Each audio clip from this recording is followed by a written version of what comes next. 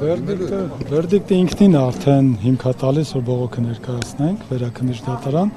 ընդ որում բազմիցս նշել ենք, որ այնպիսի խախտումներ է դատարանը թույլ տվել, որ վերաքննիչ դատարանի համար պարտադիր է բեկանումը անկախ ապացույցների ծավալի։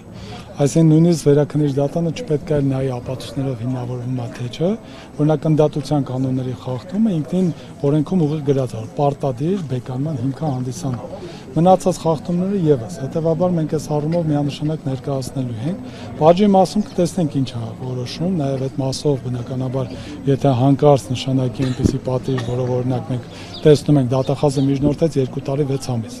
Գիտեք, իրականում բացառիկ բան է տեղի ունենում, առաջին անգամ միջին ծանրության հանցանք կատարած անձին ազատազրկում միջնորդել է, այն դեպքում, երբ որ սանկցիան նախատեսում է 5 տարբեր տեսակի պատիժներ, այդ թվում տուգանք, հանրային աշխատանք, ազատության սահմանափակում, որը որ ազատազրկման հետ կապ չունի, այսինքն որոշակի ժամերի սահմանափակում է տանից դուրս գալու, եւ արդեն կարճաժամկետ մինչեւ 2 ամիս էր նախատեսում ազատազրկում եւ ընդհանրապես 2-ից 5 տարի։ Օրենքի ուղիղ պահանջը այնպիսին է, որ ասում է յուրաքանչյուր հաջորդ ավելի խիստը պետք է նշանակեք, եթե առավել նվազը չի կարող բաժի նպատակներ իրացնել։ Հիմա օրենսդիրը տեսել է, որ այս հանցագործության համար այս 5-ն է հավասարապես կարող են անձի պատշաճ վարքագիծ ըստ էության ապահովել եւ բաժի նպատակները իրացնել։ Հիմա ասում է դու նայեք ես օրինակ ծանրացնող հանգամանքներ եւ այլն, ինչ կա, օրինակ պատկերացրեք անձը 3 անգամ ազատազրկում է գրել ինչ որ հանցագործությունների համար դատվածություն ունի, իր նկատմամբ օրինակ դու ավելի խիստ նշանակի, քան տուգանքը։ Եթե անձին մի քանի անգամ ազատազրկում ա եղել, չի եղել նորմալ պատիժը իրացնել նպատակները, օրինակ հիմա ոնց տուգանք տան։ Այս դեպքերի համար օրենքը նախատեսել է, որ կարող ես օրինակ համար ազատազրկում տաս, բայց նաև հատուկ նորմով նախատեսել է, որ ազատազրկումը բացառիկ, եթե օրինակ մյուս պատիժները կիմնավորես, որ չի կարող նպատակը ապահովել։ Պատահական չէ, որ մենք ինչ արեցինք։ Մենք ներկայացրեցինք օրինակ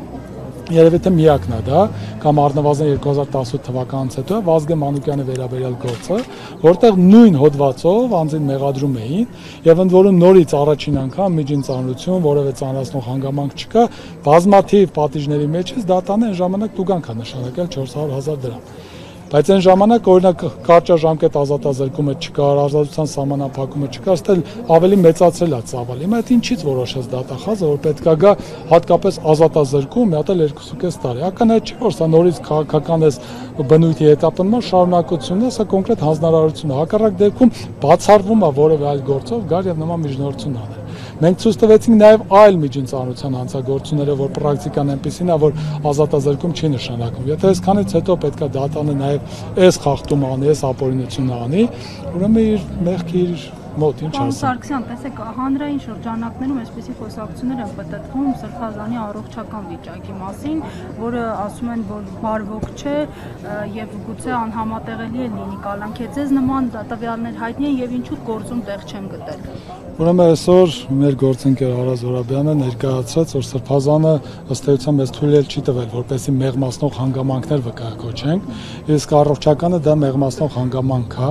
օրինակ նրա անցած ուղու հետ կապված փաստաթղթային ձևակերպումները մեղմացնող հանգամանքներ են եւ այլն, բայց մենք դրանք չենք ներկայացնում են պարզ պատճառով, որ ի սկզբանե նա որևէ հանցանք չի կատարել եւ որևէ բան էլ չունենք հայցելու դատարանից, մի հատ էլ փորձենք դատարանի մոտ ինչ որ մեղմացնող իրավիճակ ստեղծել։ Դրա համար մենք այդ ուղին չբռնեցինք, բայց նաեւ փորձեցինք ցույց տանք դատական պրակտիկան, այսինքն սա ավելի շատ դատավորի համար, որ նորից հետագայում չասեն, որ մենք չգիտեինք, մենք չենք ուսումնասիրել, իրենց փոխարենը բոլորը անում ներկայացնում ենք, հետեւաբար առողջականի մասով հիմա էլ ոչինչ չեմ ասել, քանի որ դրա թույլտվությունը այդպես չունենք, բայց նաեւ պետք է հիմնավորեինք, որ դու ինչ էլ անես, եթե ազատազրկում լինի, ուրեմն կրկին ակնհայտ ապօրինություն է լինելու։